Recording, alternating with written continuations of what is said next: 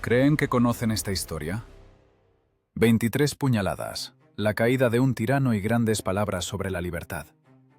Pero los libros de historia guardan silencio sobre lo que comenzó justo después de que el cuerpo de César se enfriara. La muerte del dictador no trajo la salvación, abrió las puertas a un verdadero infierno.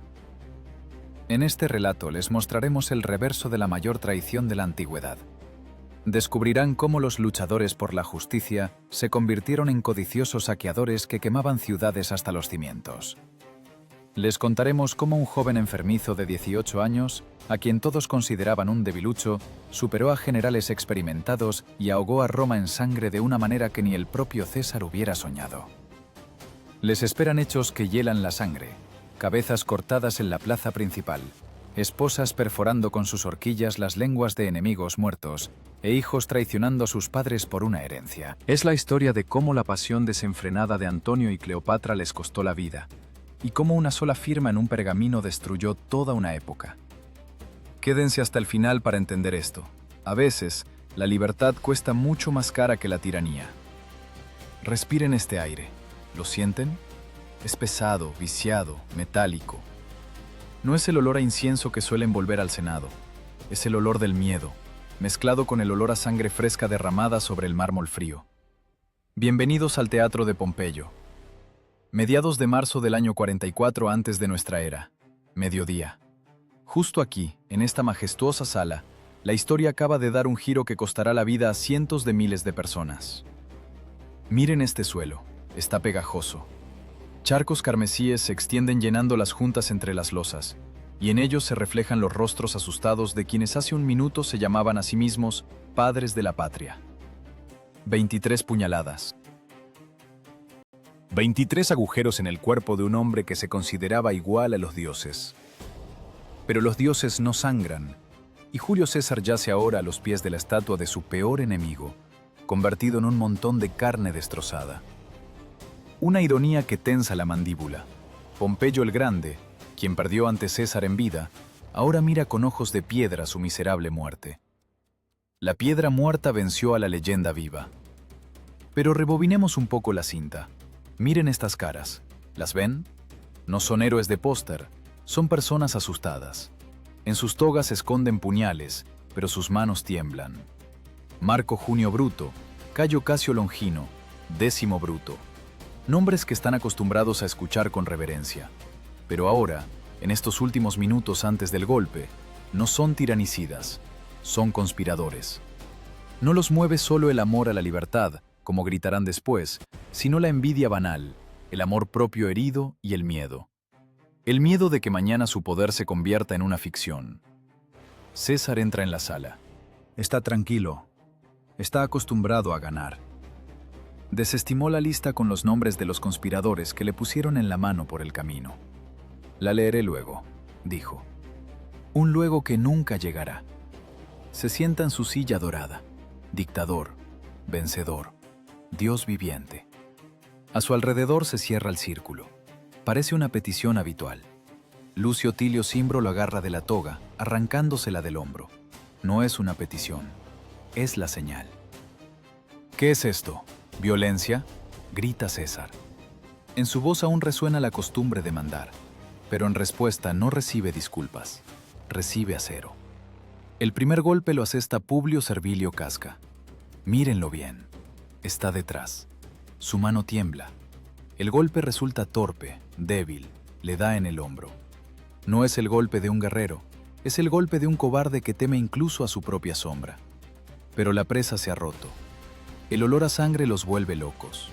Como una manada de lobos que huele la debilidad del líder, se abalanzan sobre él todos a la vez. Aquí no hay lugar para la esgrima elegante de las películas de Hollywood. Es una carnicería sucia y caótica. Se empujan, se estorban unos a otros, resbalan en sangre ajena. En este tumulto demencial se hieren a sí mismos. Bruto recibe un corte en la mano. Casio hiere a Minucio. El ruido del metal, jadeos, el sonido de tela rasgándose. César intenta defenderse, se mueve como una bestia acorralada, pero son demasiados. Sus ojos están dilatados por el terror y la incomprensión. Busca con la mirada aunque sea un rostro amigo, pero solo ve máscaras distorsionadas por la furia de aquellos a quienes perdonó, a quienes otorgó cargos, a quienes llamaba amigos. Y entonces ve a Bruto, al mismo Bruto cuya madre amaba, aquel a quien trataba como a un hijo. Bruto también está aquí, con la hoja desnuda. Dicen que en ese momento César dejó de resistirse. ¿Qué sentido tiene luchar por la vida si la vida misma te ha traicionado? Se cubre la cabeza con la toga, un último gesto de dignidad. Si hay que morir, que sea como un romano, ocultando el rostro de la chusma en la que se han convertido los senadores. Cae. El golpe sordo del cuerpo contra la piedra, y se hace el silencio. Este silencio es más aterrador que los gritos. Varios cientos de senadores que no participaron en la conspiración se han pegado a las paredes. Están paralizados. No saben qué hacer. ¿Huir? ¿Aplaudir? ¿Suplicar piedad? En el aire flota el polvo levantado por la lucha y el pesado olor a muerte. Los conspiradores están de pie sobre el cadáver, respirando con dificultad. Tienen las manos manchadas de sangre hasta los codos. Sus rostros arden con un rubor febril. Lo han hecho. El tirano ha muerto. La República es libre. ¿O no? ¡Libertad! ¡Les hemos devuelto la libertad!, gritan, agitando los puñales ensangrentados. Los levantan hacia arriba, como trofeos, mostrando el acero carmesí a los bancos vacíos. Pero el Senado calla. Nadie aplaude.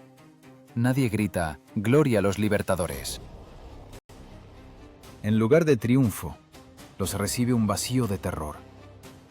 La gente que estaba sentada en la sala comienza a abrirse paso hacia la salida presa del pánico. Nadie quiere ser el siguiente.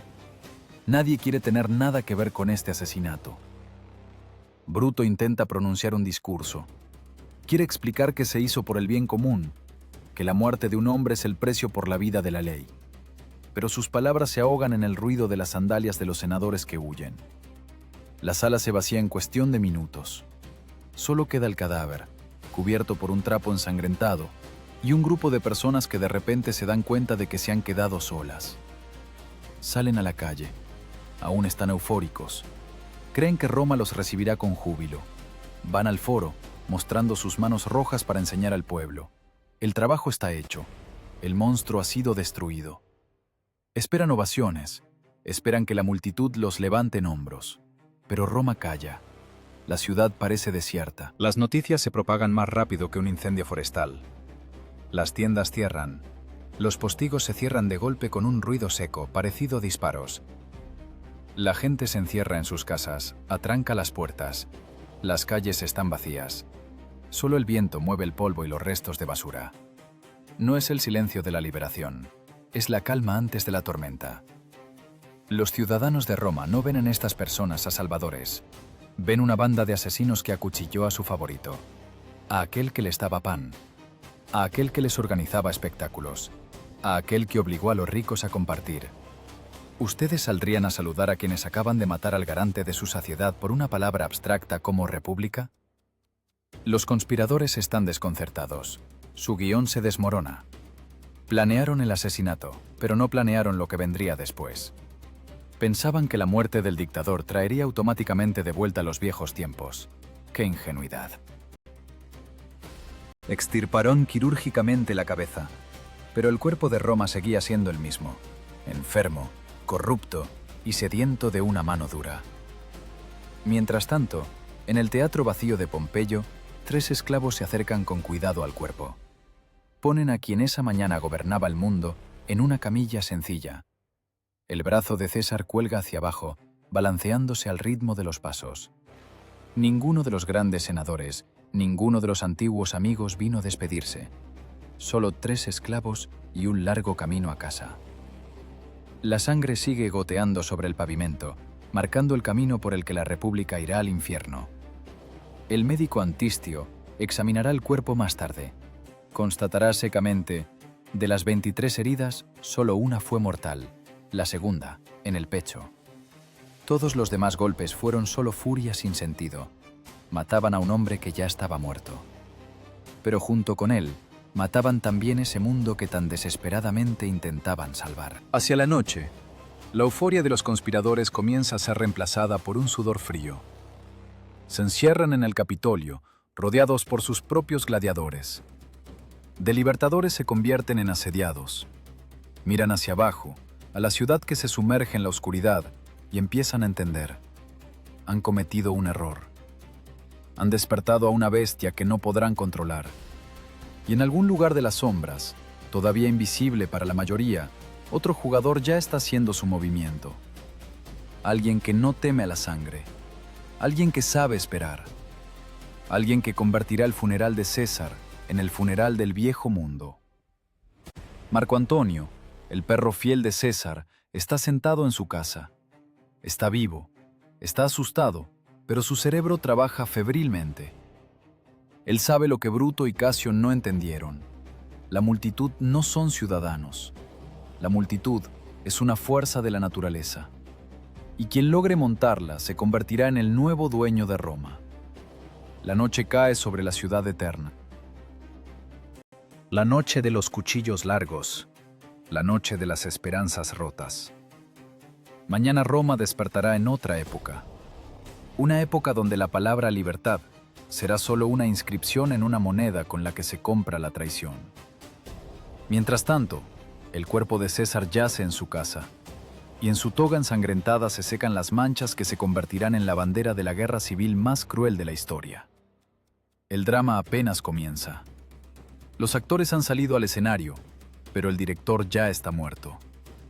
Y ahora la obra la escribirá el propio Caos. El Caos es el mejor dramaturgo, pero necesita intérpretes. Mientras el cuerpo de César se enfría, Roma se detiene en un equilibrio precario. Imaginen una balanza. En un platillo, un puñado de intelectuales con las manos ensangrentadas, encerrados en el Capitolio. Se llaman a sí mismos los libertadores, pero parecen más colegiales asustados que han roto un jarrón caro. En el otro platillo, las legiones de Marco Emilio Lépido, que ya entran en la ciudad ocupando el foro. El brillo de sus armaduras es la única realidad que importa en política. Las siguientes 48 horas se convierten en un manual de cinismo político. En el templo de la diosa Tierra se reúne el Senado. Cicerón, el viejo zorro, intenta coser lo incompatible. Propone un trato que huele a locura. Se concede amnistía a los asesinos, pero todos los decretos del tirano asesinado siguen vigentes. Piensen en este absurdo. Reconocemos oficialmente que César era un tirano que merecía la muerte, pero todos sus nombramientos, todas sus leyes, todos sus regalos son legales. ¿Por qué? Porque la mitad de los senadores se sienta en esa sala solo gracias a la firma de César. Quieren conservar sus cómodos asientos, aunque para ello tengan que estrechar la mano de sus asesinos. Esto no es un compromiso, es hipocresía elevada al absoluto.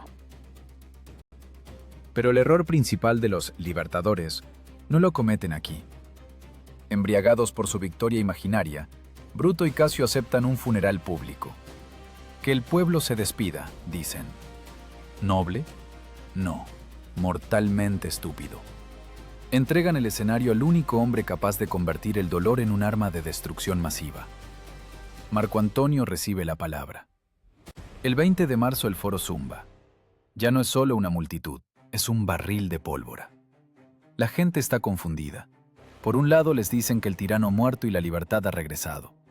Por otro recuerdan la generosidad de este tirano. Esperan una señal, y Antonio les da esa señal. Sube a la rostra no como cónsul, sino como un amigo en duelo. No está afeitado, su toga está descuidada. Tiene los ojos rojos. No empieza con acusaciones. Oh, no. Es demasiado astuto para eso. Empieza con elogios. Recuerda las victorias de César en la Galia, cómo expandió las fronteras del imperio, su misericordia con los enemigos, esos mismos enemigos que lo mataron. Cada palabra es una gota de veneno en los oídos de Bruto, que ingenuamente está cerca, creyendo que controla la situación. Y luego Antonio saca su carta principal, el testamento. ¿Alguna vez han visto cómo cambia el humor de una multitud cuando se habla de dinero? Es magia. Antonio desenrolla el pergamino y lee. Julio César deja a cada ciudadano romano 75 dracmas. A cada uno. Al mendigo, al soldado, al comerciante. Además de sus jardines al otro lado del Tíber, para que se conviertan en parque público. El silencio en el foro estalla en un susurro que rápidamente se convierte en murmullo. El tirano acaba de alimentarlos desde la tumba. ¿Y qué les dieron los libertadores, aparte de bonitas palabras sobre la república que no se pueden untar en el pan? La balanza se inclina. La gente empieza a entender. No les robaron a un opresor, les robaron a un benefactor. Y entonces, cuando las emociones están al límite, Antonio asesta el golpe final. Es una dirección escénica genial. Arranca la tela del cuerpo de César, pero no solo muestra el cadáver, levanta en un poste la toga ensangrentada, la misma con la que murió César. Está hecha jirones, rígida por la sangre seca. ¡Miren!, ruge Antonio, y su voz cubre el ruido de la multitud. Señala con el dedo los agujeros en la tela, como un fiscal presentando pruebas. Aquí golpeó Casio, y aquí Bruto, a quien él amaba. Ya no se contiene. Pone en marcha el mecanismo de la histeria. Actores contratados por Antonio comienzan a rasgarse las vestiduras y a sollozar. En algún lugar de la multitud levantan un muñeco de cera de César que gira mecánicamente, mostrando las 23 heridas. Ya no es un funeral, es un espectáculo de terror. La visualización de la atrocidad. La multitud no ve la muerte abstracta de un político, sino la carne en la que convirtieron a su ídolo. El efecto es instantáneo y aterrador. El dolor desaparece. Queda una furia pura y destilada. Alguien grita: ¡quemen a los asesinos! Y ese grito es recogido por miles de gargantas. La gente empieza a romper los bancos de los jueces, los mostradores de los comerciantes, las sillas de los senadores. Justo en el foro, en el corazón de Roma, crece una gigantesca pira funeraria. Tiran al fuego todo lo que arde. Los legionarios lanzan sus armas, las mujeres sus joyas, los músicos sus instrumentos. Es un sacrificio que se convierte en revuelta. El cuerpo del dictador arde en las llamas encendidas por el amor popular, renacido en odio. Pero a la multitud no le basta. Quieren sangre por sangre. Con antorchas tomadas de la pira funeraria, se lanzan a buscar las casas de los conspiradores. Imaginen este momento. Bruto y Casio, que esa misma mañana soñaban con cómo sus nombres serían tallados en oro, ahora huyen de la ciudad cubriéndose la cara con capuchas como delincuentes comunes. No huyen de las legiones, huyen del pueblo al que liberaron. Sus casas arden. Al inocente poeta Helvio Sina lo despedazan en plena calle solo porque su nombre coincide con el de uno de los conspiradores. La multitud no distingue caras. La multitud quiere víctimas. Roma se sumerge en el caos de los pogromos. La República, que intentaron reanimar con puñales, muere definitivamente en este fuego. La democracia termina donde empieza el linchamiento. Antonio mira este incendio con sombría satisfacción. Ha ganado. Los ha superado a todos. Bruto y Casio están exiliados. El Senado está muerto de miedo y el pueblo ve en él al único heredero de César. Toma el poder no por la fuerza de las armas, sino por la fuerza de la manipulación. Ahora es el dueño de Roma. Se apodera del archivo de César, de su tesoro, de sus sellos. Empieza a gobernar en nombre de un muerto, produciendo leyes que le benefician personalmente. César así lo quería, dice, y nadie se atreve a discutir. Parece que la partida está decidida. Antonio es el nuevo coloso. Pero a la historia le gustan las bromas crueles. Mientras Antonio bebe vino en la casa que ayer pertenecía a Pompeyo y se reparte el mundo creyendo que no quedan rivales, en la otra orilla del Adriático, en Apolonia, ocurre un evento discreto. Un joven flaco y enfermizo de 18 años recibe una carta. Se llama Cayo Octavio. Es sobrino nieto de César. Nadie lo toma en serio. No tiene ejército, ni peso político, ni salud. Los médicos dicen que difícilmente llegará a la vejez. Pero en esa carta dice que en su testamento, el mismo que Antonio usó tan hábilmente, César adoptó a este muchacho y le transmitió su nombre. Sus amigos le aconsejan esconderse, renunciar a la herencia. No te metas con los lobos, niño, te comerán, le dicen. Antonio lo aplastará como a una mosca en cuanto aparezca en Italia. Pero el joven levanta la vista de la carta. En sus ojos no hay miedo. Hay un frío glacial que inquieta incluso a los centuriones veteranos. Vende todas sus propiedades para contratar seguridad y sube a un barco. Navega hacia Roma no por el dinero, navega por todo. El niño va a cobrar las deudas. Y Roma aún no sabe que este adolescente pálido resultará ser más temible que cualquier dictador que hayan visto antes. Antonio cree que ha ganado la partida de ajedrez barriendo las piezas del tablero. Aún no ha entendido que el verdadero gran maestro acaba de entrar en la habitación. Italia lo recibió no con fanfarrias, sino con un silencio sospechoso. El joven de 18 años desembarca en Brindisi. Mírenlo. Hombros estrechos, palidez enfermiza, goteo nasal constante. Se envuelve en su capa incluso en un día cálido. Cayo Octavio. Si lo encontraran en la calle, le darían una moneda por lástima. Pero este chico trajo consigo un equipaje más pesado que el oro. Trajo un nombre. A partir de este momento exige ser llamado Cayo Julio César. Es un sacrilegio político. Es un robo de identidad. Pero funciona. Los legionarios del viejo César, veteranos con rostros parecidos al cuero desgastado, lloran al verlo. Para ellos no es un adolescente mocoso, es la encarnación viva de su dios asesinado. En Roma se ríen de él.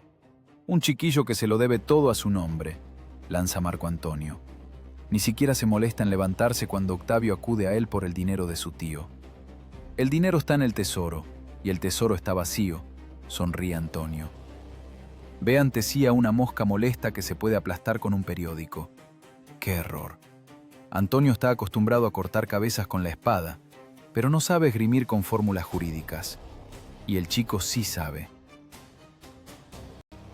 Octavio vende sus propias haciendas, pide dinero prestado a usureros y comienza a pagar al pueblo esos mismos 75 dracmas del testamento de César. De su propio bolsillo. Imaginen este nivel de apuestas. Compra la lealtad de Roma con su último dinero, endeudándose de una forma de la que no hay salida, excepto a través del trono. Y aquí entra en escena Marco Tulio Cicerón, el gran orador, salvador de la patria, un anciano viejo, sabio y vanidoso.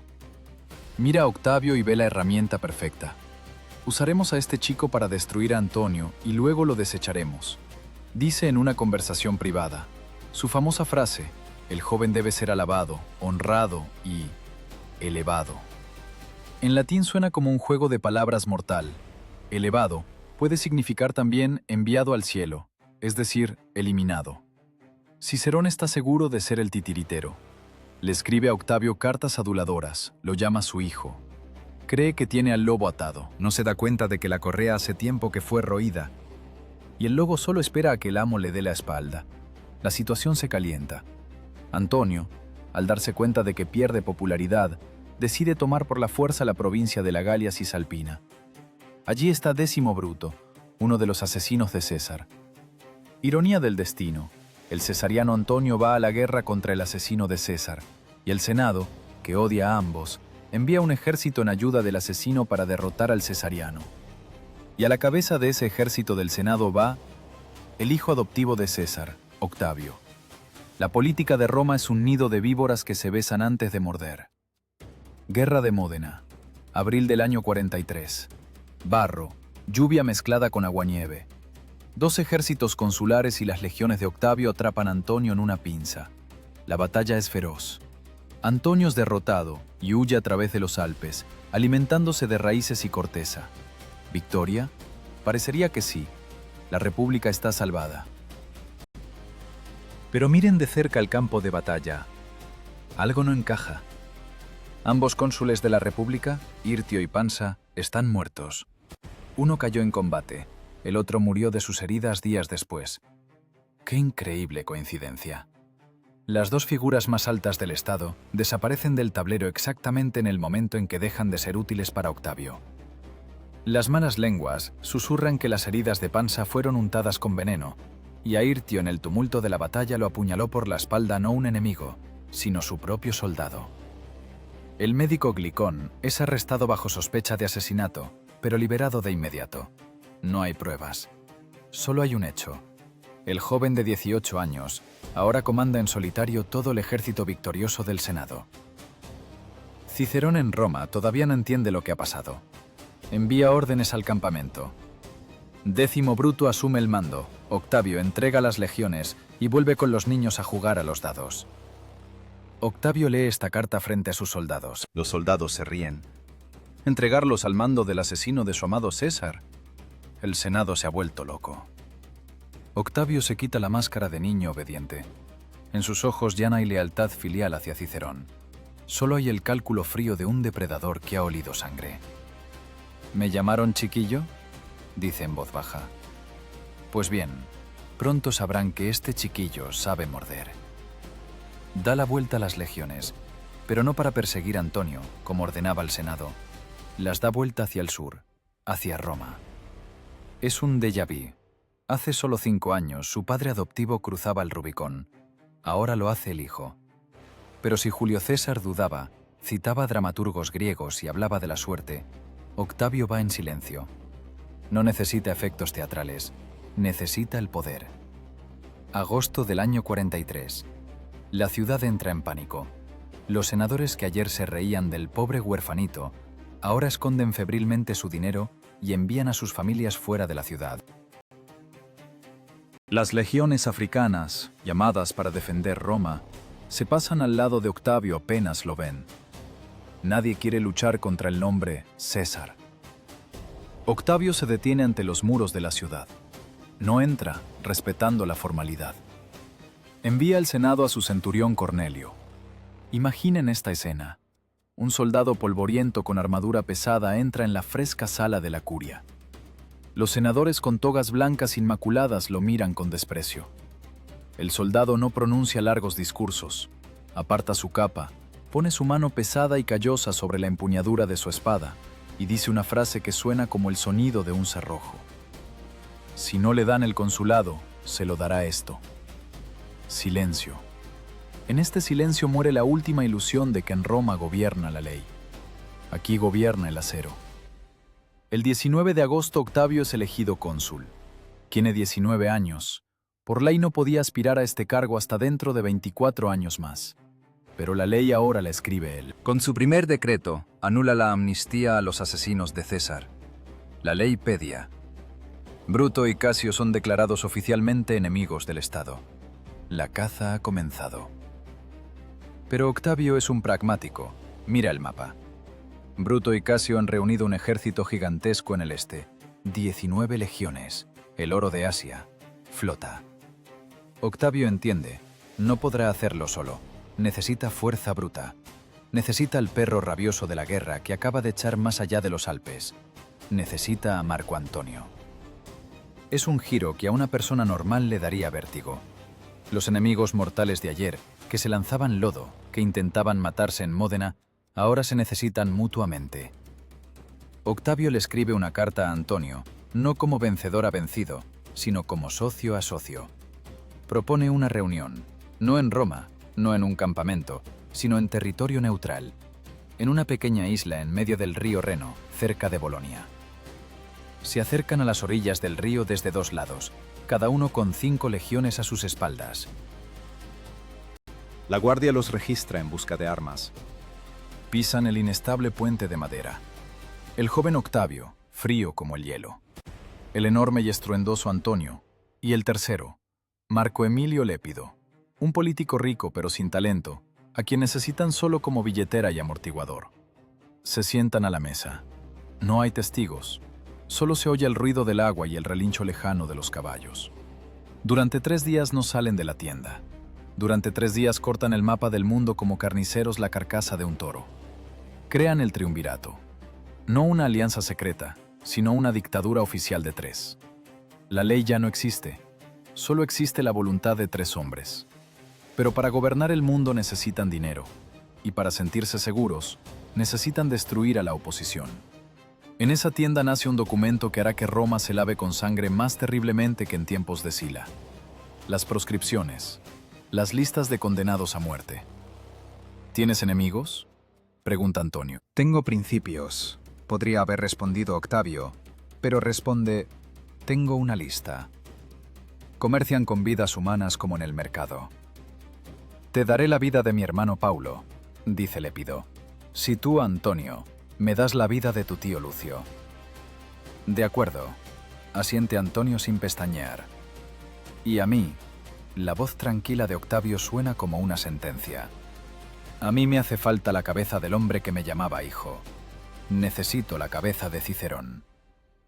Antonio sonríe. Es exactamente lo que más deseaba.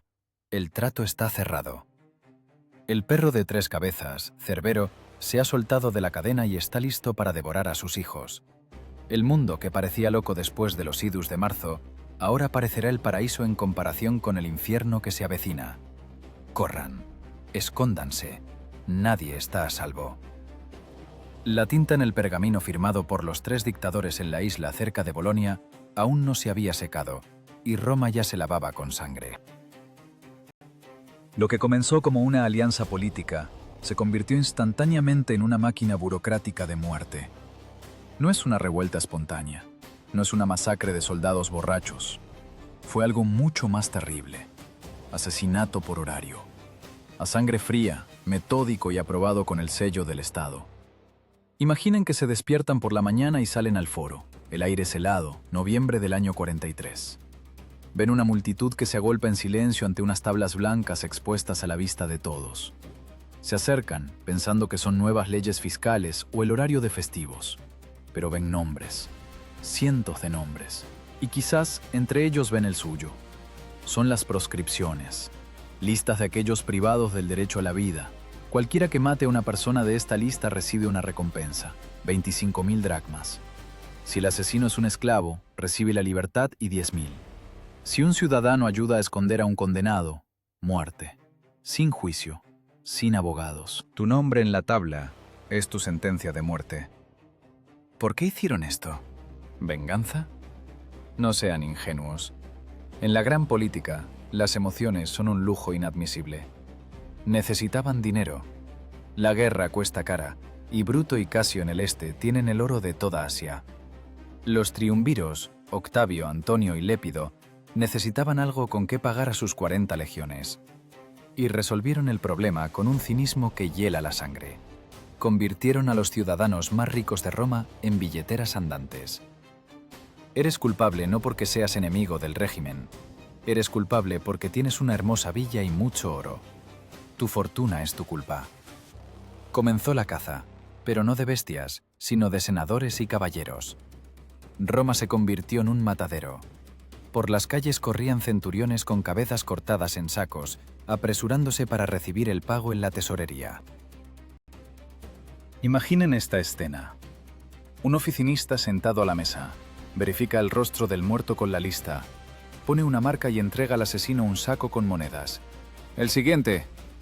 La burocracia del infierno. El horror se convirtió en cotidianidad. Las cabezas se exponían en las rostras, la tribuna para los oradores. Pronto no quedó allí ningún lugar libre. Pero entre cientos de víctimas sin rostro, hubo una cuya muerte se convirtió en el símbolo de la muerte de la propia República.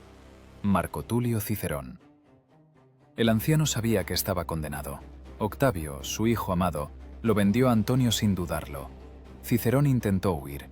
Iba de un lado a otro por la costa, subía a un barco, bajaba de nuevo, agotado por el mareo y la desesperación. «Moriré en la patria que a menudo salvé», dijo. Una frase hermosa, pero detrás de ella se escondía un cansancio mortal. Lo alcanzaron cerca de su villa en Formia. Iba en litera, leyendo un libro. Cuando oyó el tropel de los soldados, ordenó a los esclavos detenerse. No huyó. Abrió las cortinas de la litera y miró a los ojos al asesino, el centurión Herenio. «Acércate, veterano», dijo estirando el cuello. «Y si sabes hacerlo, córtame la cabeza correctamente». El golpe de la espada acabó con la vida del mayor orador de Roma. Pero la venganza de Antonio no terminó ahí. La muerte le parecía poco. Necesitaba humillación.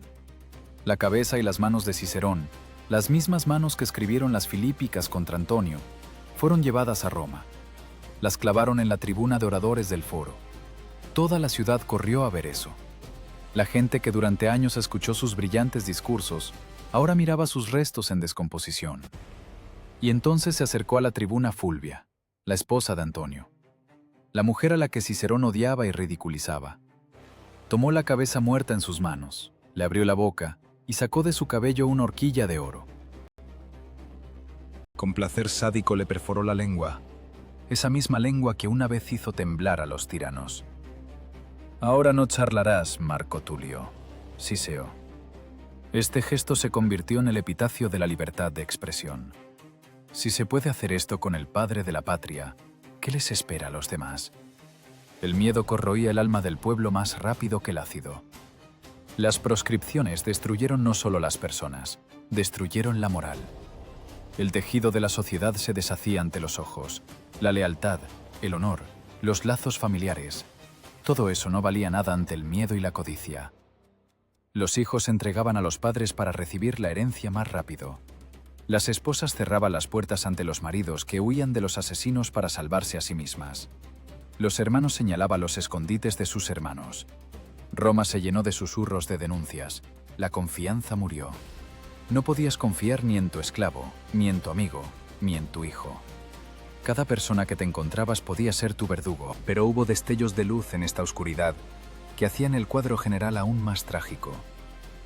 Los historiadores conservaron relatos sobre esclavos que se ponían la ropa de sus amos y ofrecían sus cuellos bajo la espada para salvar a aquellos a quienes servían. Sobre hijos que morían junto con sus padres, negándose a abandonarlos, pero eran excepciones. La regla se convirtió en la traición. 300 senadores, 2000 caballeros. La flor innata de la nación, la élite intelectual, los mejores administradores. Todos fueron masacrados en pocas semanas. Sus bienes fueron subastados por centavos. Octavio y Antonio compraban villas y tierras, llenándose los bolsillos para pagar la lealtad de sus soldados. Fue la mayor redistribución de propiedad de la historia. La vieja aristocracia fue destruida físicamente y en su lugar llegaron hombres nuevos, cínicos, crueles, que se lo debían todo solo a sus patrones. En esos días Roma parecía una ciudad apestada. La gente tenía miedo de hablar alto, miedo de mirarse a los ojos. El foro, otrora corazón de la vida política, se convirtió en un lugar que se evitaba para no ver los ojos muertos que miraban desde las estacas. El olor a descomposición se mezclaba con la niebla invernal, envolviendo a la ciudad eterna en un sudario de desesperanza. El triunvirato venció. En Roma no quedó nadie que pudiera decir no. La oposición no fue solo reprimida, fue decapitada en el sentido literal de la palabra. 3 depredadores se saciaron, reunieron suficiente oro para alimentar a sus legiones. Ahora sus miradas se dirigieron hacia el este. Allí, al otro lado del mar, Bruto y Casio reunían fuerzas. Se llamaban a sí mismos los últimos romanos. Decían que luchaban por la libertad, pero mirando en lo que se había convertido Roma, cualquier persona sensata se hacía la pregunta: ¿quedaba aún esa república que valiera la pena salvar? ¿O este mundo ya estaba tan podrido que solo se podía conquistar? Los barcos de los triunviros se preparaban para zarpar. El gran ejército de Occidente se preparaba para encontrarse con el gran ejército de Oriente. Pero no será una batalla del bien contra el mal. Será una pelea de 2 manadas de lobos por el derecho a poseer el rebaño de ovejas que una vez se llamó con orgullo pueblo romano.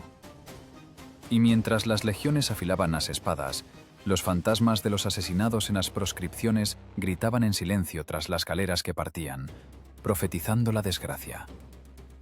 Mientras Roma temblaba de frío y miedo a las proscripciones, en el oriente bañado por el sol se desarrollaba otro drama no menos monstruoso.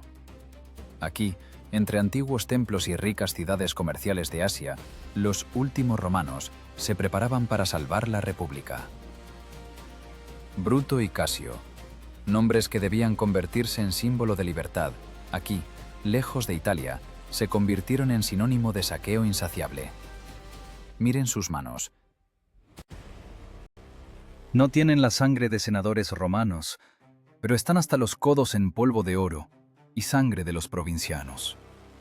La ironía de la situación alcanza aquí su apogeo. Para defender la ley, violan todas las leyes imaginables. Para pagar al ejército que traerá la libertad, convierten a los ciudadanos libres de Grecia y Asia en esclavos. Necesitamos dinero, dice Casio mirando a los ancianos aterrorizados de Rodas. Mucho dinero, todo el dinero. Y no es una petición, es un ultimátum. A los rodios, que intentaron mantener la neutralidad, los desnudan hasta dejarlos sin nada. Casio les quita incluso los utensilios de los templos, incluso las joyas de oro de la ropa de las mujeres. Les dejo solo los ojos para que puedan llorar, lanza. He aquí el verdadero rostro de los libertadores cuando se les cae la máscara de nobleza, depredadores. Pero el episodio más terrible de esta campaña ocurre en Licia, en la ciudad de Janto. Recuerden este nombre. Debería estar tallado en la lápida del idealismo de Bruto. Los habitantes de Janto se niegan a pagar tributo y someterse a los asesinos de César. Bruto, el filósofo, amante de Platón, asedia la ciudad. Piensa que les lleva la ilustración, pero los jantios ven en él solo a un invasor. Cuando caen los muros, comienza una locura que hace encanecer incluso a los veteranos. Los ciudadanos no se rinden, eligen la muerte. Prenden fuego a sus propias casas. Los padres matan a sus hijos en los altares para que no caigan en manos de los romanos. Las madres lanzan a los bebés al fuego y saltan tras ellos.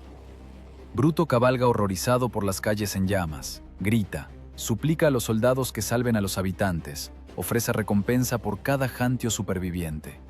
Llora. Imaginen esa imagen. El general solloza viendo cómo la gente a la que está liberando prefiere quemarse viva antes que aceptar su libertad. De toda la ciudad se salvaron solo 150 personas. 150 de miles. Bruto quería ser un salvador y se convirtió en el ángel de la muerte.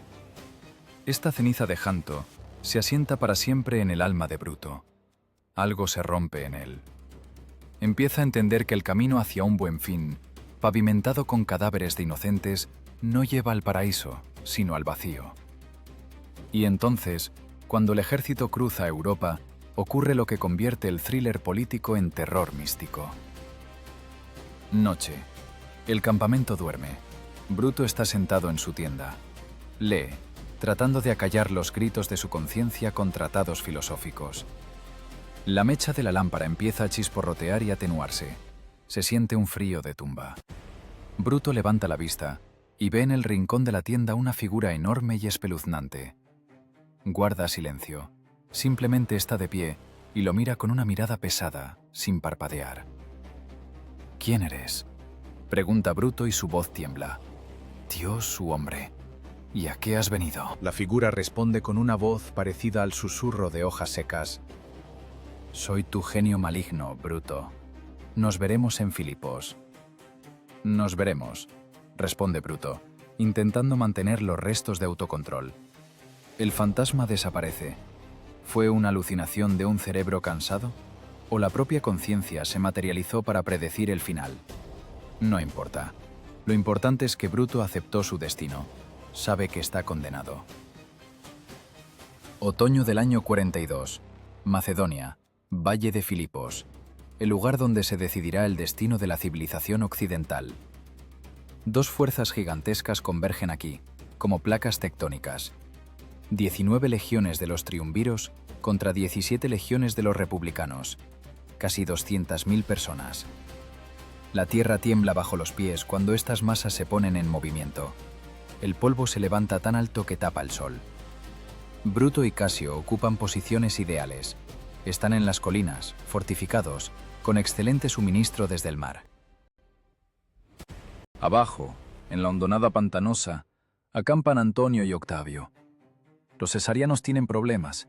Su flota está destruida, no hay alimentos, los soldados se mojan en el barro y enferman. La lógica de la guerra dicta: esperen. Simplemente siéntense en las colinas y esperen a que el hambre y las enfermedades hagan el trabajo por ustedes. El tiempo trabaja para los libertadores. Pero en el campamento de los republicanos no reina la confianza, sino la histeria. Su ejército es una mezcla desordenada. Aquí se han reunido los restos de los pompeyanos, desertores, mercenarios, provincianos movilizados a la fuerza. Su lealtad se mantiene solo con oro. Exigen batalla, no porque quieran morir por la República, sino porque quieren terminar la guerra rápido e irse con lo saqueado. Los oficiales de Bruto se comportan con insolencia, casi le ordenan a su comandante atacar. Bruto, el filósofo general, resulta ser rehén de su propio ejército. Ve en los ojos de sus soldados no patriotismo, sino codicia. Me parezco a Pompeyo antes de Farsalia, dice con amargura. No mando yo, mandan ellos. Casio, más experimentado y duro, también se quiebra bajo la presión. Se deciden a luchar. Bajan de las alturas seguras al Valle de la Muerte. La atmósfera antes de la batalla está electrificada al límite. No es solo un choque de ejércitos, es un choque de épocas. Abajo, en el barro, están las legiones de los cesarianos, enojadas, hambrientas, pero fanáticamente leales a sus líderes.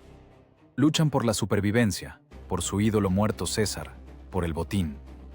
Arriba, el ejército saciado y rico, pero moralmente vacío de los defensores de la libertad, que no creen ni en sus líderes ni en sus ideales. Oro contra hierro, dudas contra furia, pasado contra futuro. En la niebla matutina se oyen los sonidos de las trompetas y el rugido de miles de gargantas. Las aves carroñeras ya circulan sobre la llanura, oliendo el festín. Bruto se pone la armadura. Recuerda las palabras del fantasma. Nos veremos en Filipos. La cita está fijada. El plazo para pagar las cuentas ha llegado. La historia se detuvo, conteniendo la respiración, antes de exhalar con el grito de la masacre que pondrá punto final a 500 años de historia de la República Romana. 3 de octubre del año 42, el día en que la historia se asfixiaba en polvo. Dos batallas ocurren simultáneamente, a una distancia de solo un par de millas una de otra, pero como en universos diferentes. En el flanco derecho, las legiones de Bruto, embrutecidas por la larga espera, derriban la formación de Octavio. No es táctica, es una avalancha. Irrumpen en el campamento de los cesarianos. ¿Dónde está el propio Octavio? ¿Dónde está ese hijo de Dios? No está. Su litera está vacía, destrozada por las espadas. El futuro emperador, como un chacal cobarde, se esconde en los pantanos macedonios, temblando de miedo y fiebre, mientras degüellan a sus hombres como ganado.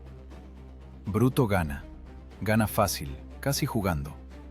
Sus soldados ya saquean las tiendas, llenándose los bolsillos de oro y vino, olvidando que la batalla aún no ha terminado. Pero en el flanco izquierdo ocurre una catástrofe. Aquí comanda Marco Antonio, y él no se esconde en los pantanos. Él es el dios de la guerra en carne y hueso. Él personalmente guía las legiones cuesta arriba por la empinada ladera, rompiendo la defensa de Casio. Las fortificaciones que construyeron durante meses se derrumban en una hora. Los legionarios de Casio huyen, tirando las armas. El propio Casio, un hombre miope, viejo y cansado, se retira a una colina. Entorna los ojos, tratando de distinguir a través de las nubes de polvo amarillo qué está pasando abajo. Y aquí entra en juego la señora suerte, o el destino maligno. Casio ve un destacamento de jinetes que corre hacia él. Son mensajeros de Bruto, cabalgan con la noticia de la victoria para abrazar al aliado. Pero Casio ve en ellos enemigos. Su miopía le pinta un cuadro de cautiverio y deshonra. Todo terminado, susurra. Bruto ha sido derrotado. Estoy rodeado. No espera verificar los hechos. Es un hombre de acción aunque sea errónea. Llama a su liberto Píndaro. Mátame, ordena tendiéndole el puñal. Miren esa hoja. ¿La reconocen? Con esa misma hoja hace 1 año y medio atravesó a César. El círculo se ha cerrado. El arma levantada en nombre de la libertad ahora bebe la sangre de su dueño. Píndaro asesta el golpe. La cabeza de Casio cae al polvo. Unos minutos después llegarán los mensajeros de Bruto con gritos de victoria, pero encontrarán solo un cadáver enfriándose. Casio se mató por un error, por mala vista y pánico. Una gran tragedia convertida en farsa. El último de los romanos, dirá sobre su cuerpo Bruto, pero en su voz no habrá tanta pena como horror. Se ha quedado solo. Las siguientes 3 semanas se convierten en una agonía. Bruto intenta mantener la disciplina, pero su ejército se descompone. Los soldados ven que su líder está roto. Exigen dinero, exigen batalla. Ya no obedecen órdenes, las dictan. Bruto, el filósofo que soñaba con una república de iguales, ahora es rehén de una multitud armada. Voy a la batalla para vencer o para dejar de tener miedo, dice. No son palabras de un general, sino de un suicida. El 16 de noviembre los ejércitos chocan de nuevo. Ya no hay maniobras, no hay astucia. 2 muros de escudos se estrellan uno contra otro con un crujido nauseabundo. Es una picadora de carne. La gente resbala en la sangre que ha convertido el campo en un pantano. Se matan unos a otros en silencio, apretando los dientes, mirando a los ojos a antiguos vecinos y hermanos. Aquí, en el barro de Filipos, no muere solo un ejército, muere una generación. La línea de Bruto se rompe. Huida, caos. Bruto, con un puñado de amigos, se va a las montañas. La noche es fría, estrellada. Se sientan junto a la hoguera como bestias acorraladas. Bruto mira al cielo, citando a Eurípides. Está tranquilo, entiende que la partida ha terminado. Oh, virtud, dice con una sonrisa amarga, dirigiéndose al vacío. Te adoré como a una deidad, pero resultaste ser solo una palabra vacía. Fui tu esclavo, y tú, esclava de la fortuna. Qué final tan terrible para una vida. El hombre que mató a su padre por una idea, al final del camino se da cuenta de que la idea era una ficción. Solo la fuerza es real. Solo la suerte es real. Pide a sus amigos que lo maten. Ellos se niegan llorando. Entonces se dirige a su amigo Estratón. Este se da la vuelta, sosteniendo la espada. Bruto se lanza de pecho sobre la punta. El acero lo atraviesa, desgarrando el corazón que tanto dolía por Roma. Cuando por la mañana Marco Antonio encuentra el cuerpo, no se ríe. No ordena cortarle la cabeza como habrían hecho otros. Permanece de pie sobre el cadáver de su enemigo mucho tiempo, en silencio. En este cuerpo destrozado, ve el reflejo de su propia grandeza y su propia tragedia. Este fue el más noble de los romanos, pronuncia. Todos los demás conspiradores mataron a César por envidia. Solo él lo hizo porque creía que era necesario. Antonio se quita su lujosa capa púrpura, una tela pesada y cara, bordada en oro. Cubre con ella el cuerpo de Bruto. La sangre escarlata se mezcla con la púrpura de Tiro. Es un gesto de respeto de un depredador hacia una víctima digna. O tal vez es una despedida a una época donde el honor aún significaba algo. Pero no se engañen con esta nobleza. Apenas el cuerpo se oculta bajo la capa, comienza el reparto. Los vencedores, Antonio y Octavio, están sobre una montaña de cadáveres. El mundo les pertenece. Y este mundo hay que repartirlo. Octavio, aún pálido tras la enfermedad, pero ya con un brillo codicioso en los ojos, exige Italia y Occidente. Antonio, el verdadero triunfador de Filipos, se lleva el rico y lujoso Oriente. La capa sobre el cuerpo de Bruto fue, quizás, la única mancha limpia en esta historia, símbolo de una nobleza perdida. Pero ahora la capa se ha quitado. Más tarde Antonio ejecutará al esclavo que robará la hebilla de esa capa. Incluso en el duelo se acuerda del dinero. El mundo está repartido. Los depredadores se dispersan a sus rincones para digerir la presa y recuperar fuerzas antes de la nueva pelea. Porque la selva es demasiado estrecha para dos leones. La púrpura de la capa se quedó en el barro de Macedonia, pero la púrpura del poder ahora los atraía a ambos. Octavio viaja a Roma para construir un estado de piedra y miedo. Antonio viaja a Oriente, al encuentro de su destino que lleva el nombre de una reina egipcia. La capa de la misericordia ha sido desechada. Llega el tiempo del acero frío y los besos calientes, que costarán más caros que provincias enteras. Esa misma capa púrpura con la que Antonio cubrió el cuerpo de Bruto se convirtió en el último acto de nobleza en esta historia. Ahora que los últimos romanos se pudren en la tierra macedonia, el mundo se parte en dos, como una granada madura. Y esta grieta no pasa por las fronteras en el mapa, sino por la esencia misma de lo que significa ser humano y gobernante. Miren a Occidente. Aquí en la ciudad eterna no hay lugar para sentimentalismos. Italia está arruinada. Los campos quemados, los veteranos exigen las tierras prometidas, expulsando a los campesinos de sus casas. Roma pasa hambre. En el sentido literal, el grano no llega a la ciudad. ¿Por qué? Porque el mar lo ha tomado un fantasma del pasado, Sexto Pompeyo, hijo de aquel mismo Pompeyo el Grande. Ha reunido una flota de piratas y esclavos fugitivos, ha cortado las rutas comerciales y tiene a Roma agarrada por el cuello, exigiendo su cuota de poder. Y justo aquí vemos el verdadero genio de Octavio. Miren a este hombre ahora. Tiene 20 y pocos años, no es un guerrero. En la batalla de Filipos estaba tirado con fiebre. No sabe guiar a la caballería, no sabe cortar cabezas. Pero tiene un talento que vale 100 legiones. Sabe encontrar a las personas adecuadas y usarlas hasta el último aliento. A su lado aparece una figura a la que la historia a menudo relega inmerecidamente a la sombra. Marco Vipsanio Agripa. Recuerden este nombre. Si Octavio es el cerebro del nuevo imperio, Agripa son sus puños de hierro. Un hombre de abajo, con un rostro tallado en granito y manos acostumbradas al trabajo duro. Un ingeniero y almirante genial.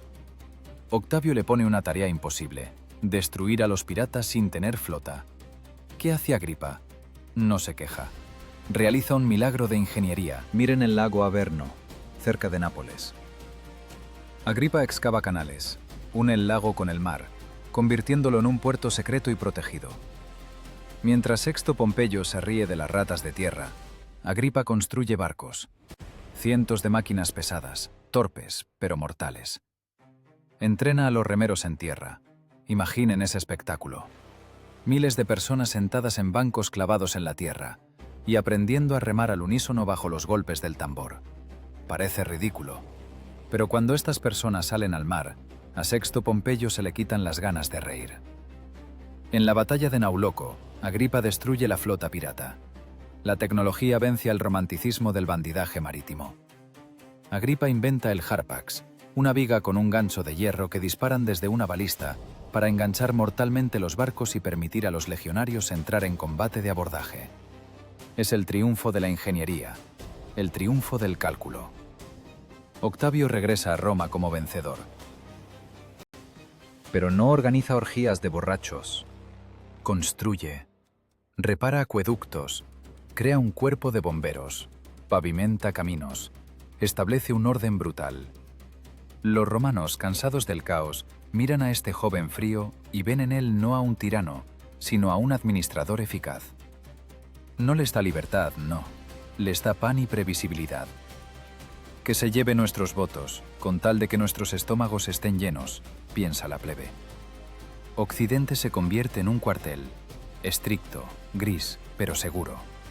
Aquí huele a yeso húmedo, sudor de trabajadores y sal del mar Tirreno. Y ahora trasládense a Oriente. Respiren este aire. ¿Sienten la diferencia? Aquí huele a loto, jazmín, inciensos caros y descomposición. Alejandría, la perla de Egipto. Aquí no hay lugar para la piedra gris y los rostros severos. Aquí gobierna el oro. Marco Antonio, el vencedor de Filipos, el nuevo Dioniso, como se hace llamar, olvidó que es romano.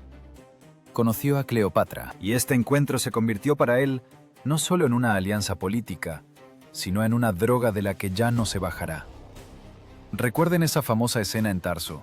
Cleopatra navega hacia él en un barco con velas púrpuras y remos plateados. Yace bajo un toldo dorado vestida de Afrodita, y a su alrededor niños vestidos como cupidos la abanican. No es diplomacia, es un teatro de seducción. Y Antonio, un soldado rudo acostumbrado a la vida de campamento, cae en este lujo como en un edredón suave. Se muda a Alejandría, cambia la incómoda toga romana por el quitón griego y pantalones orientales. Bebe vino sin diluir, no como debe un romano, sino puro, hasta perder el conocimiento. Cleopatra disuelve perlas invaluables en vinagre y se bebe ese cóctel por una apuesta, solo para mostrar lo rica que es. Y Antonio, hechizado por esta locura, se ríe y aplaude. Pero tras este brillo se esconde una catástrofe política. Antonio empieza a comportarse no como cónsul de la República, sino como un sultán oriental. Organiza las donaciones de Alejandría. Imaginen este escupitajo en la cara de Roma. Antonio y Cleopatra sentados en tronos de oro. A sus pies, los hijos de Cleopatra. Antonio anuncia estruendosamente que les regala provincias romanas. Chipre, Libia, Siria, Armenia, Partia. Tierras que los legionarios romanos conquistaron con su sangre. Este tonto enamorado las reparte como dulces a los hijos de su amante. Declara a Cesarión, hijo de César y Cleopatra, rey de reyes. Es un desafío directo a Octavio, porque si César tiene un hijo verdadero, de sangre, entonces, ¿quién es Octavio? Simplemente un usurpador con un papel de adopción. El abismo entre Occidente y Oriente se vuelve insuperable. En Roma, Octavio viste ropa sencilla tejida en casa, que según dicen cosen su hermana y su esposa. Claro que es mentira, pero qué bonita. Demuestra ascetismo, lealtad a las tradiciones, respeto a los dioses de los antepasados. Él es la encarnación de las virtudes romanas. Y en Alejandría, Antonio, engordado, siempre borracho, colgado de amuletos, adora a los dioses con cabeza de bestia de Egipto y besa los pies de una reina extranjera. Octavio obtiene exactamente lo que necesita. Ya no necesita luchar contra el héroe de Filipos. Necesita luchar contra un traidor que vendió el honor romano por el beso de una ramera. En Roma empiezan a circular rumores, cuidadosamente difundidos por agentes de Octavio. Dicen que Antonio quiere trasladar la capital del imperio a Alejandría. Dicen que quiere hacer senadores a los eunucos de Cleopatra. Dicen que está hechizado. El foro zumba de indignación. Los veteranos que antes adoraban a Antonio ahora escupen al suelo al mencionar su nombre. El mundo se detuvo esperando. Dos depredadores, que se han repartido la piel del oso antes de cazarlo, ahora se miran a través del mar. 1. Frío, calculador, apoyándose en el genio de la ingeniería y la burocracia. El otro, apasionado, disoluto, apoyándose en el oro y la mística. Hielo contra fuego, hierro contra seda. No es solo un conflicto de dos hombres, es un choque de civilizaciones. Y Octavio sabe, para vencer no necesita solo matar a Antonio, necesita destruir su reputación, necesita convertir al héroe en un monstruo. Y ya tiene listo un plan para hacerlo. La guerra de información que estallará en un instante será más terrible que cualquier batalla con espadas. Octavio se prepara para asestar un golpe no con un puñal, sino con un rollo de papiro. El documento más personal, más secreto que puede tener una persona. Va a robar el testamento de Antonio. Y ese será el principio del fin. Roma, año 32 antes de nuestra era. El calor derrite las piedras del pavimento, pero el grado político en la ciudad es aún mayor. Lo que va a ocurrir ahora no tiene análogos en la historia del derecho y la religión. Imaginen a un hombre que irrumpe en el templo más sagrado de su fe, golpea a los sacerdotes, abre la caja fuerte con secretos de Estado y los expone a la vista de todos.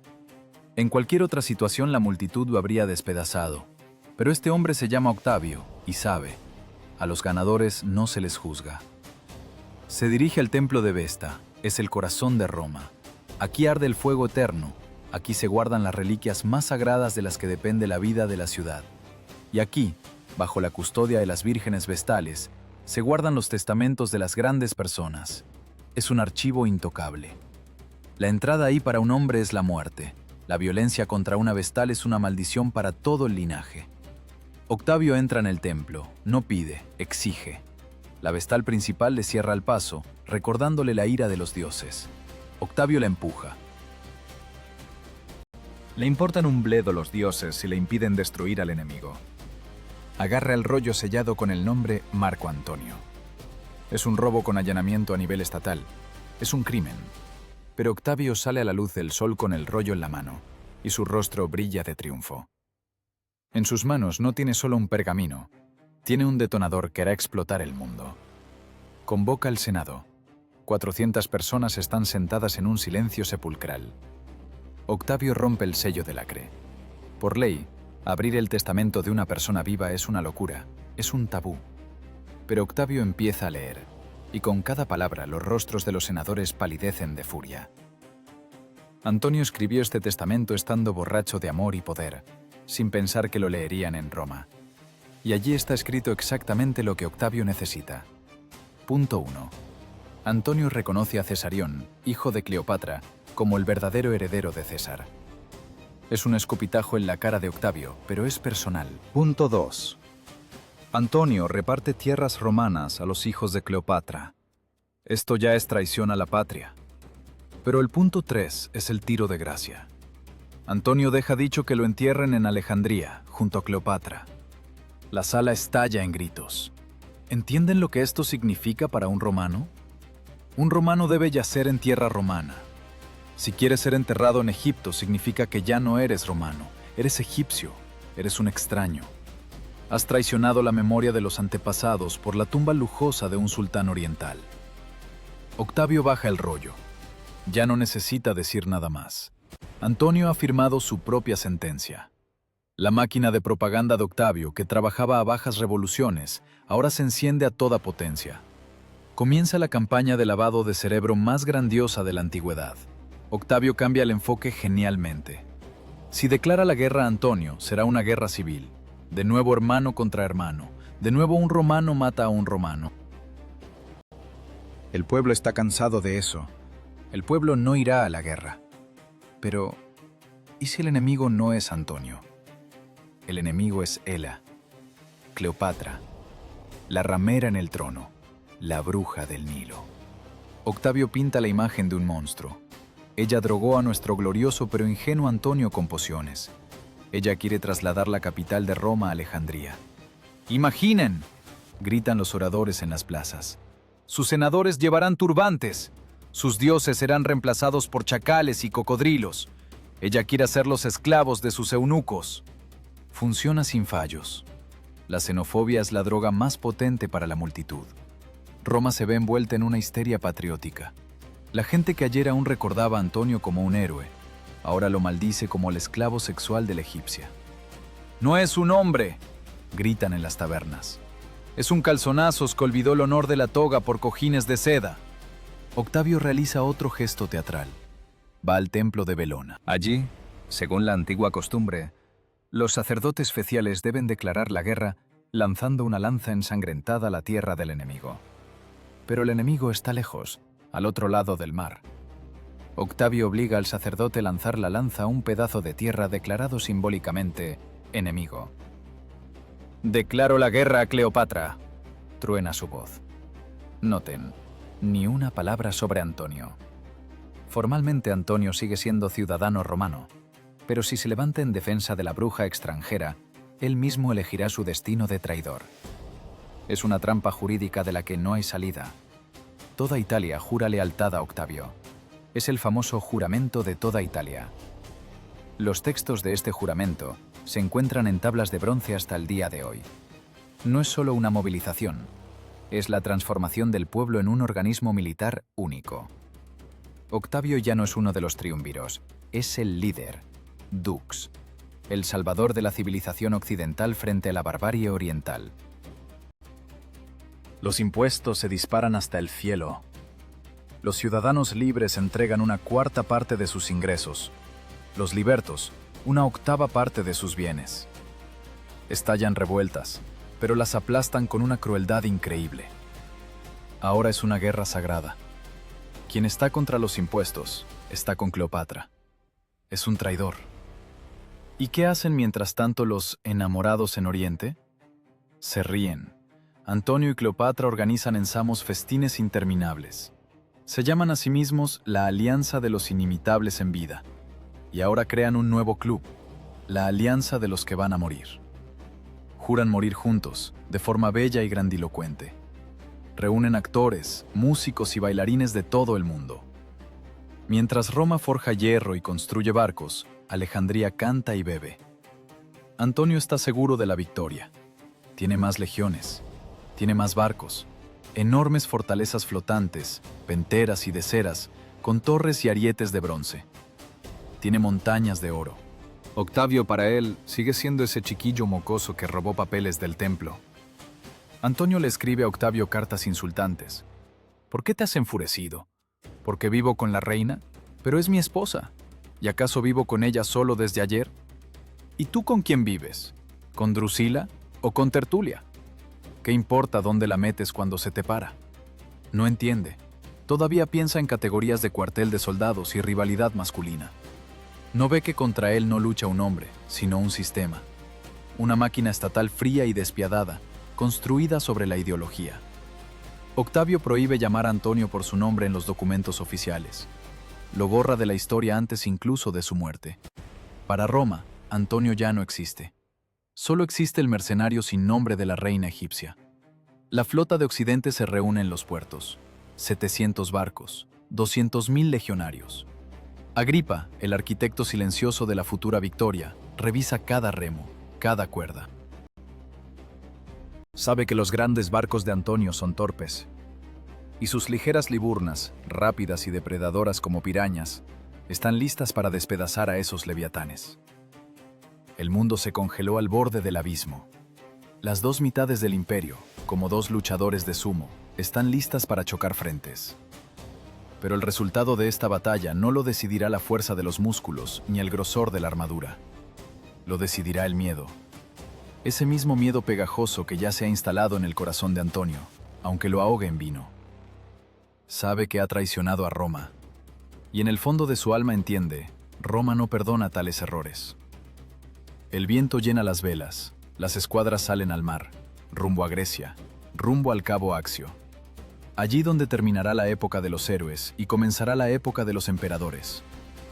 El agua pronto se volverá roja, pero por ahora, el mar está tranquilo e indiferente, como el rostro de Octavio mirando el horizonte. Septiembre del año 31 antes de nuestra era. Golfo de Ambracia. El calor aquí es tal que parece que el aire se pudiera cortar con un cuchillo.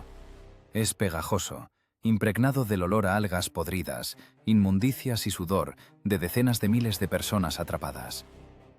La flota de Marco Antonio, ese otrora temible leviatán, ahora recuerda a una ballena varada en la orilla que muere lentamente bajo el sol abrasador. La situación es catastrófica. Mientras Antonio y Cleopatra festejaban, Agripa, ese genio silencioso de la guerra, capturó los puertos clave y cortó las rutas de suministro. Bloqueo. En el campamento de Antonio comienza el hambre.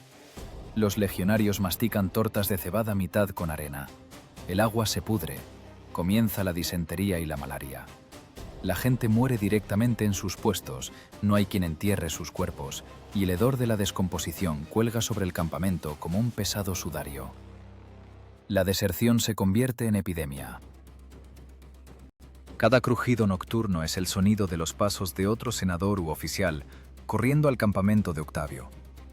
Se van incluso los más cercanos. Gneo Domicio Enobarbo, un hombre que odiaba a Cleopatra con toda su alma, se sube a un bote y navega hacia el enemigo. Antonio, al enterarse, realiza un gesto hermoso pero sin sentido. Envía tras el traidor sus cosas y esclavos. Enobarbo morirá de fiebre pocos días después, pero el hecho mismo de su huida es una sentencia.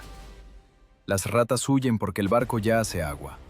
En la tienda de Antonio reina la paranoia. Obliga a los esclavos a probar la comida antes que él, temiendo que Cleopatra lo envenene para reconciliarse con Octavio. Cleopatra en respuesta moja una flor de su corona en veneno, la tira en la copa de vino y ofrece a Antonio que beba. Cuando él se lleva la copa a los labios, ella le detiene la mano. «Si pudiera vivir sin ti, te habría matado hace tiempo», dice ella. Es amor al borde de la locura. El 2 de septiembre, el viento amaina. El mar se pone liso como un espejo. No se puede esperar más. Antonio decide dar batalla. Pero es una batalla extraña. Ordena quemar parte de sus barcos porque simplemente no tiene remeros. En los bancos se sientan no marineros experimentados, sino campesinos sacados de los campos que nunca habían visto el mar. Miren la flota de Antonio. Son fortalezas flotantes, monstruos enormes y torpes con torres, recubiertos de hierro, de ceras y octeras, infunden terror con su tamaño. Contra ellos salen las ligeras y ágiles liburnas de Octavio y Agripa. Es la batalla de un elefante contra un enjambre de avispas. La batalla comienza al mediodía. No es ese choque dinámico que les gusta mostrar en el cine. Es una matanza lenta y pesada. Los barcos de Antonio están parados, como rocas. Las liburnas giran alrededor, cubriéndolos con una lluvia de flechas y piedras, rompiendo remos, pero temiendo acercarse para no caer bajo el golpe de las máquinas pesadas o los ganchos de abordaje. Hora tras hora. El crujido de la madera, gritos de heridos, silbido de proyectiles de fuego. El agua alrededor se cubre de restos y cuerpos. El resultado de la batalla es incierto. El centro resiste. El flanco izquierdo resiste. Los soldados en las cubiertas, veteranos de Filipos, pelean con la furia de los condenados. Creen en su general. Saben que Antonio es el mejor guerrero de Roma. No puede perder contra un jovencito enfermizo. Y entonces ocurre lo que hace que el tiempo se detenga. En la retaguardia de la formación de Antonio hay 60 barcos de Cleopatra. En ellos está el tesoro. En ellos está su séquito. No han entrado en combate. De repente, como por una orden, levantan las velas púrpuras. El viento, como a propósito, empieza a soplar hacia Egipto. Cleopatra no ataca, no ayuda a los flancos. Simplemente rompe la formación y se va a mar abierto. Miles de personas, propios y extraños, se quedan paralizados mirando esto. ¿Qué es? ¿Una maniobra? ¿Un rodeo por la retaguardia? No, la reina huye. Abandona a morir a quienes luchan por su trono. Pero el verdadero shock está por venir. Marco Antonio, el comandante en jefe, ídolo de las legiones, el hombre que con un frío terrible cruzó a pie los Alpes y bebió agua sucia junto con los soldados, ve la vela de su amante alejarse. En ese momento muere en él el general, muere en él el romano. Solo queda un viejo miserable y roto, enloquecido por la pasión. No se queda a morir con sus hombres, no intenta organizar la retirada. Salta una pentera rápida y se lanza en persecución de la falda. Imaginen los ojos del centurión que está en la cubierta del buque insignia. Está todo ensangrentado, repele ataque tras ataque, y de repente ve cómo su general, su padre, huye del campo de batalla como el último de los cobardes. Es un golpe más terrible que cualquier espada. Es una traición que es imposible de asimilar. Antonio alcanza el barco de Cleopatra, lo suben a bordo, no va con ella. Pasa a la proa del barco, se sienta agarrándose la cabeza con las manos y se queda inmóvil. Se sienta así 3 días. 3 días de silencio. Entiende lo que ha hecho. Acaba de vender el mundo entero, su honor, su ejército y su historia por una mujer. Es el cambio más caro y vergonzoso de la historia de la humanidad. Y la batalla de Accio continúa. La flota, abandonada por el comandante, lucha hasta la misma tarde. No creen que Antonio haya huido. Fue a buscar refuerzos, se dicen unos a otros. Volverá enseguida. Pelean con la desesperación de los héroes. Solo cuando llega la noche y el mar empieza a embravecerse, Octavio les ofrece rendirse. Pero incluso entonces el ejército de tierra, 19 legiones, permanece en la orilla 7 días más. 7 días se mojan bajo la lluvia, rechazando las propuestas de Octavio. Esperan, miran al horizonte. No pueden creer que su ídolo se haya convertido en una nulidad. El comandante del ejército, Canidio Craso, entendiendo que Antonio no volverá, huye al amparo de la noche. Solo entonces, traicionados ya por todos los comandantes, las legiones bajan las águilas. No es una derrota, es un colapso. Octavio obtiene la victoria no porque sea un genio de la táctica, sino porque su enemigo cometió un suicidio moral. El mar en el cabo Accio se calma. Las olas lavan la sangre de los costados de madera. Octavio está de pie en la cubierta y mira hacia el sur, hacia donde tras el horizonte desaparecieron las velas de los fugitivos. Ahora es el único dueño de Roma. Ya no hay triunviros, no hay colegas. Solo están él y el vacío que hay que llenar con su poder. Antonio y Cleopatra navegan hacia Alejandría. No navegan a casa, navegan a una cripta. Su barco corta las olas dejando tras de sí una estela de espuma parecida a una cicatriz. Una cicatriz en el cuerpo de la historia que ya nunca sanará. Por delante tienen un año más de vida. Un año de agonía, de festines durante la peste y de espera del inevitable golpe en la puerta. El golpe de los legionarios que vendrán por sus cabezas. Pero eso será después. Ahora el mundo se ha detenido en silencio. Un silencio que llega cuando los dioses abandonan la tierra, dejando a los humanos a solas con su insignificancia. La República Romana se ahogó definitivamente en las aguas del mar Jónico. ¡Viva el imperio! Alejandría, agosto del año 30 antes de nuestra era. El aire en el barrio real está inmóvil, como si la propia naturaleza contuviera la respiración antes del desenlace. Las fiestas terminaron. La música cayó. Solo se oye el suave chapoteo de las olas y los pasos de las legiones de Octavio, que entran en la ciudad no como conquistadores, sino como alguaciles que vienen a inventariar los bienes de un deudor. Marco Antonio, otrora soberano de Oriente, ahora está encerrado en su propia paranoia y desesperación. Le llega un rumor. Cleopatra ha muerto. Se suicidó en su mausoleo. Es mentira, el último truco histérico de la reina, pero Antonio lo cree. Y en ese momento despierta en él lo único que aún lo ataba a Roma, el honor de soldado. Si no pudo vencer, debe irse con dignidad. Ordena a su esclavo Eros que lo mate. El esclavo saca la espada, toma impulso y se atraviesa a sí mismo. Incluso el esclavo resulta ser más noble que el amo. Antonio mira el cuerpo muerto y asiente. Me has enseñado, Eros, cómo hay que actuar. Se clava la espada en el vientre. Pero incluso la muerte se niega a aceptarlo de inmediato. El golpe es fallido. No tocó el corazón. Antonio cae en el sofá, desangrándose, suplicando que lo rematen, pero los sirvientes huyen horrorizados. El gran general se retuerce en agonía, en soledad, en la sala vacía del palacio. Y entonces llega corriendo un mensajero de Cleopatra. ¡Está viva! Imaginen esta burla del destino. Muere por una noticia que era falsa. A él, moribundo, lo llevan al mausoleo donde se encerró la reina. Las puertas están bloqueadas. Cleopatra y sus 2 sirvientas bajan cuerdas desde la ventana del piso superior. Tiran del cuerpo pesado y ensangrentado de Antonio hacia arriba. Las mujeres, rompiéndose las uñas, agotándose, suben ese trozo de carne que una vez fue el hombre más fuerte del mundo. Muere en sus brazos, manchando sus ropas reales con su sangre.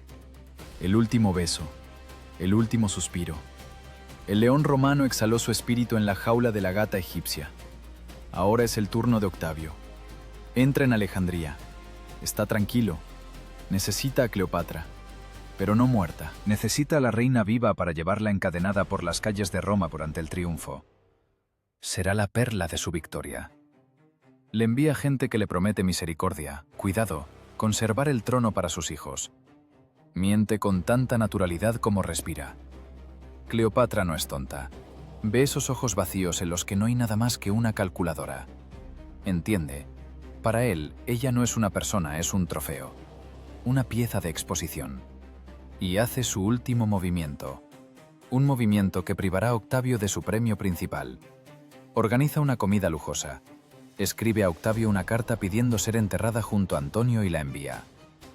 Mientras Octavio lee esas líneas y entiende que le han ganado la partida, a los aposentos de la reina introducen una cesta con higos. La guardia revisa, solo hay frutas. Pero bajo los frutos grandes y dulces duerme la muerte. Una cobra egipcia. Cuando la gente de Octavio derriba las puertas, todo ha terminado. Cleopatra yace en el lecho de oro con sus mejores ropas. Está muerta. Una sirvienta ya está muerta a sus pies. La otra, tambaleándose, arregla la diadema en la cabeza de su señora. ¿Esto es hermoso?, grita furioso el romano que irrumpió. Sí, es hermoso, susurra la sirvienta moribunda. Y digno de la descendiente de tantos reyes. Octavio está furioso. Le robaron el triunfo. Pero es un pragmático. Inmediatamente cambia su atención a otro problema. En Egipto hay otra persona que es más peligrosa que Cleopatra y Antonio juntos. Cesarión, el hijo de 17 años de Julio César, la sangre viva de un dios. Mientras él respire, Octavio es solo un impostor con un papel. Al joven lo traicionan sus propios maestros. Lo atrapan camino a la India. Octavio no lo mira a los ojos. Simplemente pronuncia una frase, alterando a Homero. La pluralidad de Césares no es buena. La sentencia está firmada. Al muchacho, cuya única culpa era su origen, lo matan en silencio, sin juicio ni investigación. Ahora Octavio es el único César en el universo. Los competidores no solo han sido derrotados, han sido borrados de la existencia. Año 29 antes de nuestra era. Octavio regresa a Roma. ¿Esperan represalias? ¿Esperan nuevas proscripciones? No. Roma tiembla esperando el látigo, pero recibe la zanahoria. Octavio reparte dinero, perdona deudas, organiza juegos grandiosos y, lo más importante, hace un gesto que hace llorar a los veteranos. Va al templo de Jano. Las puertas de este templo están abiertas cuando Roma está en guerra. Estuvieron abiertas 200 años. A través de ellas pasaron ríos de sangre. Las bisagras se oxidaron, pero Octavio ordena cerrarlas. Con un chirrido pesado que se oye en todo el foro, las hojas de bronce se cierran. La guerra ha terminado, dice. Ha llegado la paz. Roma exhala. La gente, cansada de tener miedo, cansada de enterrar hijos, está lista para besar la arena bajo sus pies. Les importa un bledo la libertad de expresión. Les importan un bledo las elecciones. Quieren silencio. Y Octavio les da ese silencio. De hierro. sepulcral, pero silencio. Realiza un truco político genial. El 13 de enero del año 27 llega al Senado y renuncia a sus poderes. «He devuelto la República», declara. «Ahora gobiernen ustedes». Los senadores están en shock. Saben que es un farol. Saben que si aceptan, las legiones simplemente los masacrarán. Empiezan a suplicarle que se quede. Le piden que tome el poder. Es un espectáculo donde la víctima suplica al verdugo que le ponga el collar. Octavio acepta a regañadientes. Le otorgan el título de Augusto, el Sagrado. No se llama a sí mismo rey, rex, una palabra que los romanos odian. No se llama a sí mismo dictador. Se llama modestamente princeps, el primero entre iguales. Pero es mentira. Controla el ejército, el tesoro y las leyes.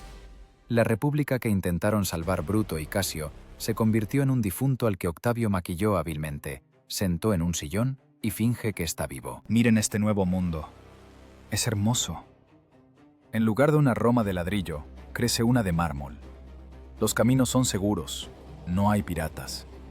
Las provincias prosperan. Llega la Pax Romana, la paz romana, la Edad de Oro. Pero acérquense más. Miren de cerca los cimientos de esta grandeza. Se levanta sobre los huesos de Cicerón, sobre las cenizas de la ciudad de Janto, sobre los cadáveres de 300 senadores asesinados en las proscripciones, sobre la sangre de Cleopatra y la traición de Antonio. Y aquí yace la mayor y más oscura ironía de toda esta historia. Recuerden los idus de marzo. Recuerden a Bruto con el puñal ensangrentado. Mataron a Julio César porque temían que se convirtiera en rey. Querían salvar la libertad. Pero con su asesinato pusieron en marcha una cadena de eventos que destruyó la posibilidad misma de libertad. Despejaron el terreno. Mataron a un dictador blando para liberar el trono a un emperador duro. Julio César era un hombre que sabía perdonar. Octavio Augusto es una máquina que no conoce la palabra piedad. Los conspiradores pensaban que mataban a un tirano. En realidad fueron las parteras que entre sangre y suciedad asistieron el parto del imperio. El viejo mundo murió. Roma ya no pertenece al pueblo, pertenece a un solo hombre, y este orden se mantendrá 1500 años. La libertad fue vendida por seguridad, y el trato, certificado por las espadas de las legiones, se reconoce como definitivo. Están parados en el foro de la Roma renovada. Alrededor brilla el mármol blanco, suenan las fuentes, los niños juegan seguros. Nadie teme que mañana vengan los asesinos. Es un paraíso construido en el infierno. Pero háganse una pregunta, solo honestamente. Mirando este esplendor y sabiendo el precio que hubo que pagar, ¿valió el orden que ven a su alrededor ese río de sangre que acabamos de cruzar?